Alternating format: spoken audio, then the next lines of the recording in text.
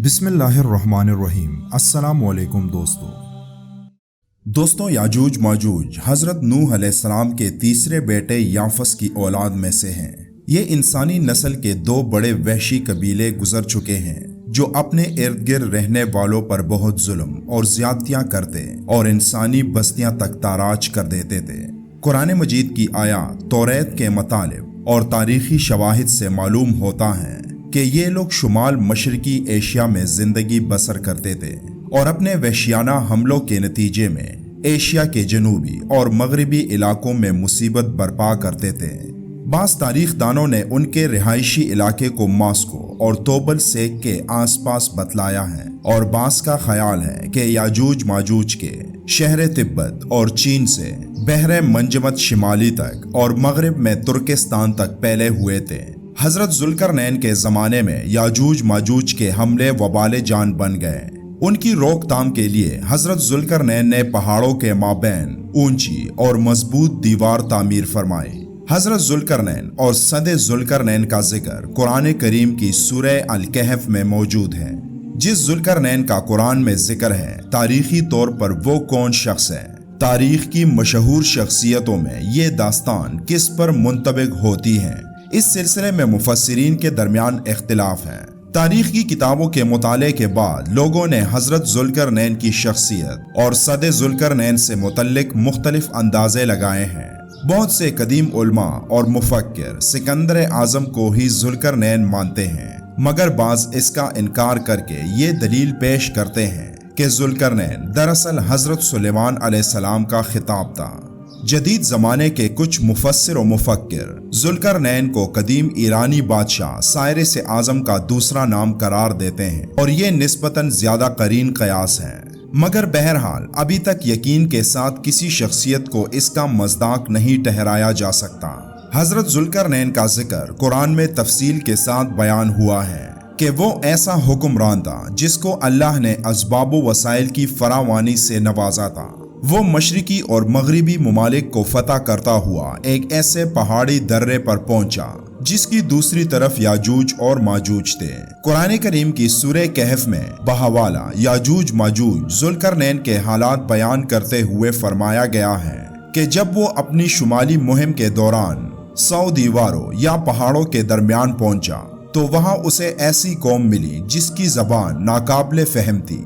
ताहम जब तर्जुमान के जरिए गुफ्तगू हुई तो उन्होंने अर्ज किया कि याजूज माजूज इस सरजमीन पर फसाद फैलाते हैं, लिहाजा तू हमारे और इनके दरमियान एक सद यानी दीवार तामीर कर दे। चुनांचे फिर ये तफसील है किस तरह जुल्करनैन ने उस कौम को याजूज माजूज की यलगार से बचाने के लिए दीवार बनाई, और जो दीवार बनाई गई वो कोई ख्याली दीवार नहीं थी बल्कि एक हकीकी दीवार थी जो कि लोहे और पिघले हुए तांबे से बनाई गई थी, जिससे वक्ती तौर पर याजूज माजूज का फितना दब गया। जब ये दीवार तामीर हो गई तो हजरत जुल्करनैन ने अल्लाह का शुक्र अदा किया जिसने ये दीवार बनाने और लोगों को आए दिन की परेशानियों से निजात दिलाने की तौफीक बख्शी, मगर साथ ही लोगों को ये भी बता दिया कि ये दीवार अगरचा बहुत मजबूत और मुस्तहकम है मगर ये लाजवाल नहीं।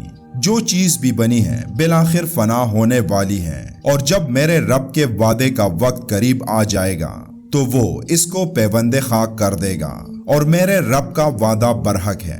रही ये बात कि सदे जुल्करनैन कहाँ वाक़या है तो इसमें भी इख्तिलाफात हैं, क्योंकि आज तक ऐसी 5 दीवारें मालूम हो चुकी हैं जो मुख्तलिफ बादशाहों ने मुख्तलिफ इलाकों में मुख्तलिफ अदवार में जंगजू कौमों के हमलों से बचाव की खातिर बनवाई थी।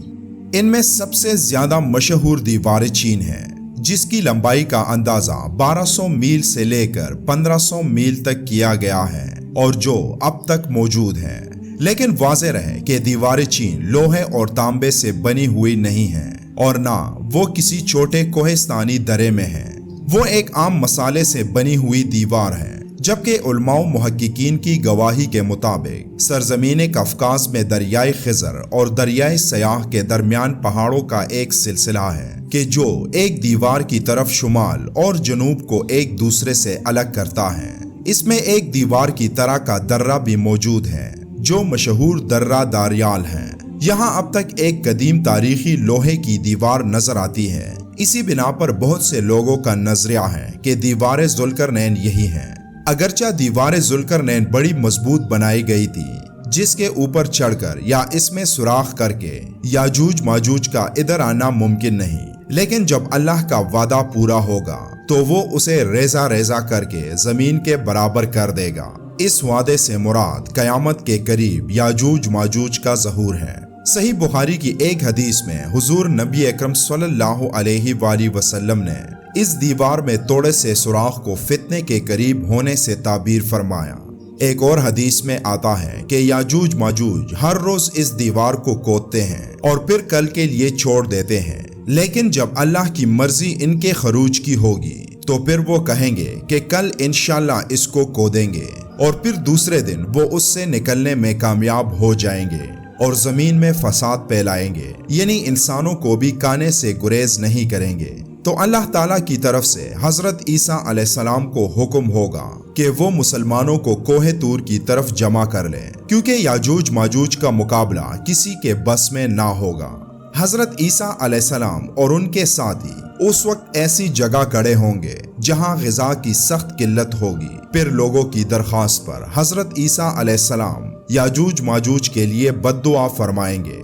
पस अल्लाह ताला उनकी गर्दनों और कानों में कीड़ा पैदा कर देगा, जो बाद में पोड़ा बन जाएगा और जिसके पटने से ये हलाक होना शुरू हो जाएंगे और सब के सब मर जाएंगे। उनकी लाशों से एक बालिश जमीन भी खाली ना होगी और हर तरफ उनकी लाशों की गंदी बू फैल जाएगी। फिर ईसा इब्ने मरियम दुआ करेंगे तो फिर अल्लाह ताला उनकी गर्दन बराबर परिंदे भेजेंगे जो उनकी लाशों को उठाकर जाने कहां फेंक देंगे। फिर एक बारिश होगी जिससे कुल जमीन साफ शफाफ हो जाएगी और हर तरफ हरियाली और खुशहाली होगी। सही मुस्लिम में नवास बिन समान की रिवायत में सराहत है कि याजूज माजूज का ज़हूर हजरत ईसा अलैहिस्सलाम के नुज़ूल के बाद उनकी मौजूदगी में होगा, जिससे उन मुफस्सिरीन की तरदीद हो जाती है जो कहते हैं कि तातारियों का मुसलमानों पर हमला या मंगोल तुर्क, जिनमें से चंगेज खान भी था, या रूसी और चीनी कौमें यही याजूज माजूज हैं जिनका ज़हूर हो चुका, या मगरिबी कौमें इनका मज़दाक है कि पूरी दुनिया में इनका गलबा और तसल्लुत है। ये सब बातें गलत हैं, क्योंकि याजूज और माजूज के गलबे से सियासी गलबा मुराद नहीं है, बल्कि कत्ल गारतगरी और शर व फसाद का वो आर्जी गलबा है जिसका मुकाबला करने की किसी में ताकत नहीं होगी। ताहम फिर वबाई मरज से सब के सब आन वाहिद में लुक्मा अजल बन जाएंगे।